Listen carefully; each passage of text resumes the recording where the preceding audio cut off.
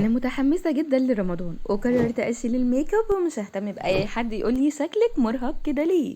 طب ما تجربي تعملي وصفات طبيعية وشوية نصايح تغنيكي عن المكياج. هو انتي مش كنتي شفتي برنامج بيقول هننور خالص خالص من غير اي افتكاسات على بيدج بنفسك؟ انتي ناسية ولا ايه؟ رمضان وهل علينا والخير بقدو جاي، هنقدم ليكي نصايح خارجة من المونتاج وسليمة 100% ما فيهاش افتكاسات. شاركيها مع أصحابك دي بديلة للمكياج. هننور خالص خالص من غير أي افتكاسات وبنفسك حلوة خالص حتى من غير مكياج.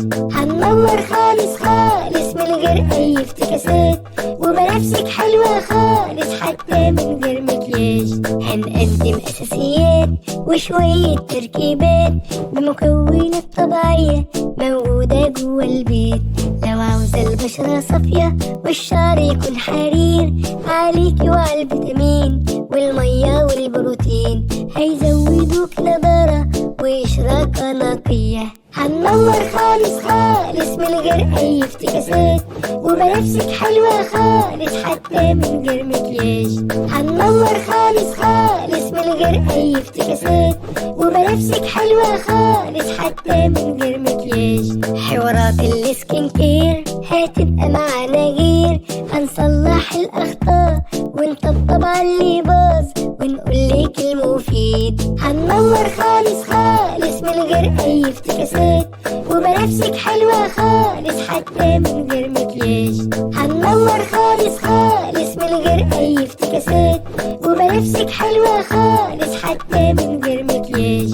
الله على ليلة العيد ولبسنا الجديد وروتين السكين كير هيبقى فيها غير. هنروق على بشرتنا ونجهز البيتي فور ولمة الصحاب تحلق في صلاة العيد. هننور خالص خالص من غير أي افتكاسات وبنفسك حلوة خالص حتى من غير مكياج. هننور خالص خالص من غير أي افتكاسات وبنفسك حلوة خالص حتى من غير مكياج.